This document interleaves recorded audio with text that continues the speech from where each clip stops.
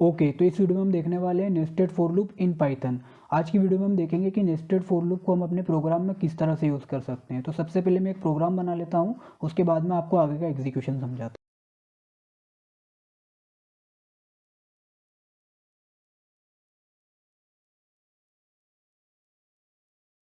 Okay, तो अब अगर हम अपने प्रोग्राम के एग्जीक्यूशन को समझे तो यहाँ पे सबसे पहले हमने एक फॉर लूप को लगाया जिसमें हमने condition the for I in range 2, यानी कि हम रेंज फंक्शन की मदद से दो रेंज को जनरेट कर रहे हैं जो कि होगी हमारी 0 और 1। फिर हमने यहाँ पे प्रिंट लगाया, फिर हमने यहाँ पे एक इनर लूप लगाया फॉर जे इन रेंज 5, यानी जो रेंज है उससे हम 5 रेंज जनरेट कर रहे हैं, 0 1 2 3 और 4। फिर हमने यहाँ पे प्रिंट कर लिया इनर लूप इज। अब अगर हम यहाँ पे अपने प्रोग्राम को रन करेंगे तो कुछ इस तरह से हमें यहाँ पे आउटपुट शो करेगा। अभी आउटपुट इसलिए शो कर रहा है क्योंकि हमने यहाँ पे कंडीशन दी है फॉर आई इन रेंज 2, जिससे कि हमारी रेंज जनरेट होगी 0 और 1।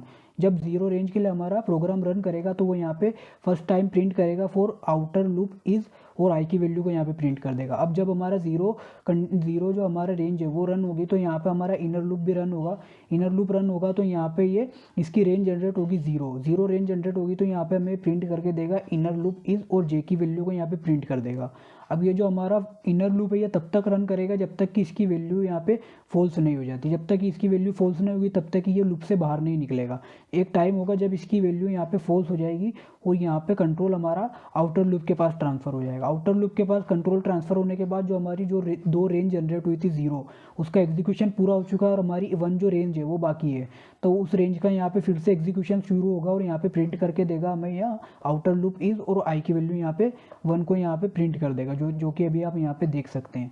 फिर यहाँ पे हमारा फॉर लूप रन करेगा। फॉर लूप रन करेगा तो हमारा यहाँ पे फॉर लूप का पूरा एग्जीक्यूशन होगा, और यहाँ पे इनर लूप जब तक कि हमारी कंडीशन फॉल्स नहीं होगी तब तक हमारा इनर लूप एग्जीक्यूट होता रहेगा। एक टाइम होगा जब इसकी वैल्यू फॉल्स हो जाएगी और हमारा कंट्रोल है वो आउटर लूप के पास ट्रांसफर हो जाएगा। आउटर लूप के पास ट्रांसफर होने के बाद यहाँ पे हमने रेंज सिर्फ 2 दी थी।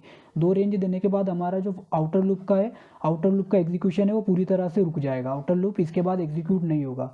अब जब आउटर लूप एग्जीक्यूट नहीं होगा तब हमारा जो इनर लूप है, इनर लूप में हमने रेंज दी थी 5 में, जिसमें से हमारी 0 और 1 रेंज का हमारा एग्जीक्यूशन पूरा हो चुका है और हमारी 2 3 और 4 हमारी रेंज बाकी है। तो उसका एग्जीक्यूशन इसलिए नहीं होगा क्योंकि जब भी हम हमारा प्रोग्राम तब तक ही रन करता है जब तक कि हमारा जो आउटर लूप की कंडीशन है वो फॉल्स ना हो जाए, तब तक हमारा इनर लूप रन करता है। जब तक हमारा आउटर लूप रन करेगा तब तक हमारा इनर लूप रन करेगा, चाहे इनर लूप का कितना ही एग्जीक्यूशन बाकी। अगर इनर लूप का एग्जीक्यूशन बाकी है और आउटर लूप का एग्जीक्यूशन पहले ही खत्म हो चुका है तो भी हमारा प्रोग्राम टर्मिनेट हो जाएगा और हमें कुछ इस तरह से यहाँ पे आउटपुट देखने को मिलेगा।